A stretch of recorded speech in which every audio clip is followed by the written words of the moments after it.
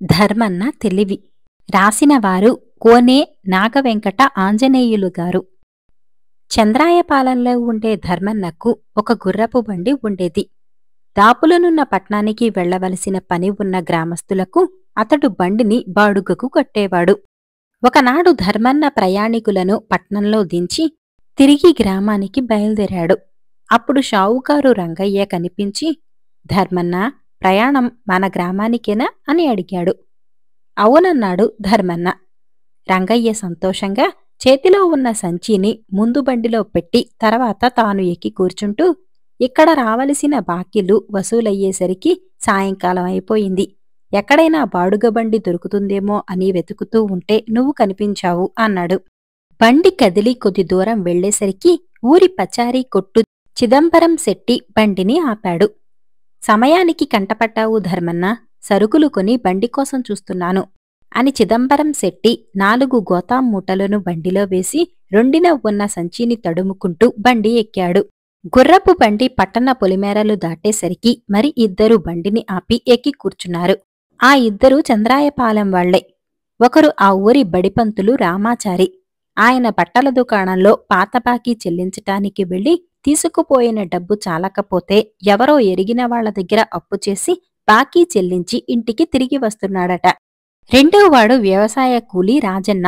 వాడు పట్నంలోని ఒక దుకాణంలో ఏదో వస్తువు కుదువపెట్టి ఇంటి అవసరాలకు గాను 100 వరహాలు తీసుకుని గ్రామానికి తిరిగి వస్తున్నాడు. ఒకరికి 4 తోడవటంతో ప్రయాణం ఎంతో ఉల్లాసంగా సాగింది. సూర్యాస్త సమయ వేళ గుర్రపు బండి గ్రామం చేరగానే 4 బండి దిగి సంతోషంగా ధర్మన్నకు చేరవలసిన బాడుగ డబ్బులిచ్చి ఎవరి దారిన వారు వెళ్లిపోయారు. ఆ మర్నాటి ఉదయం వేళ పట్నం బయలుదేరటానికి ధర్మన్న బండిని గుర్రానికి పూంచుతూ ఉండగా బండిలో తళతళ మెరుస్తూ కొన్ని వరహాలు అతనికి కనిపించాయి. అతడు ఆశ్చర్యపోయి వాటిని ఎంచి చూశాడు. మొత్తం 80 వరహాలని లెక్క తేలింది. ఆ వరహాలు క్రితం దినం తన బండి ఎక్కిన 4 ఒకరివై ఉంటాయని ధర్మన్న ఊహించాడు. నీతిమంతుడైన అతను ఆ డబ్బును తిరిగి సొంతదారుకు ఇవ్వాలని నిశ్చయించుకున్నాడు. అయితే ఆ వరహాలు ఎవరివో తెలుసుకోవటం ఎట్లా? వెళ్ళి అడిగితే ప్రతి ఒక్కరూ నావే అనవచ్చు. ఏం చేయటమా అని తీవ్రంగా ఆలోచించసాగాడు ధర్మన్న.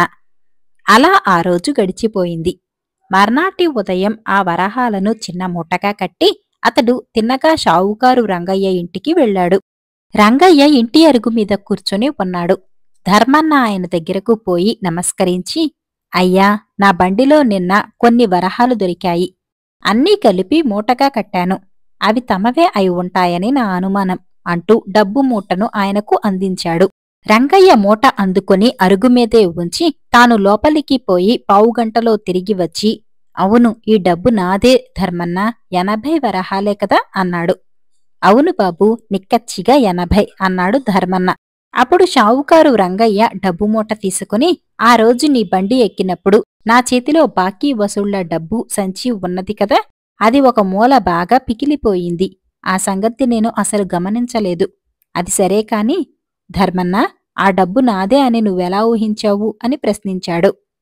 ధర్మన్న చిన్నగా నవ్వి, ఆ డబ్బు నిన్న ఉదయమే నాకు బండిలో కనిపించింది.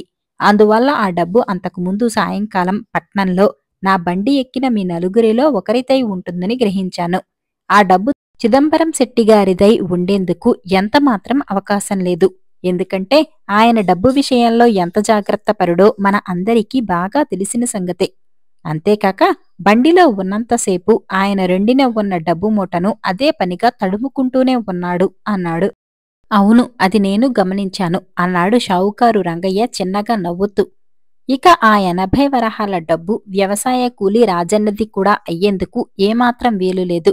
ఎందుకంటే అతను ఏదో వస్తువు కుదువ పెట్టి తెచ్చిందే 100 వరహాలు.